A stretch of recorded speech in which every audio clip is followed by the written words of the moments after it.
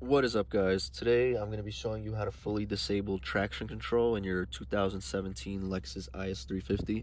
So I've read that it does matter if you have a 6-speed versus an 8-speed automatic transmission. This is a 6-speed because it's the all-wheel drive version, so all-wheel drive should be the same.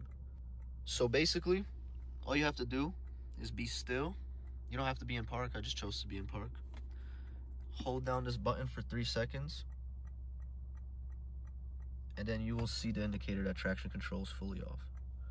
Now, the only reason I'm posting a video this specific is because initially when I was doing it while I was moving, and I would just press it like that, and it would turn off traction control, but right after you pass 32 miles per hour, or even just randomly, it would turn right back on. Turning off traction control also eliminates the upshift limiter, so if you don't shift up, the car is just gonna rev bounce. Now, I'm not gonna show you a rev bounce, I'm just gonna do a launch control.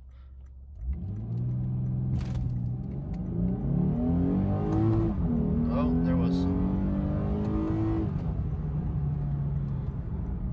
So yeah, you still got a little bit of rev bounce because the paddle shifters are a little bit laggy in this car. But hope you guys enjoyed. If you did, if it was helpful, make sure to drop a like, subscribe, and be tuned in for more.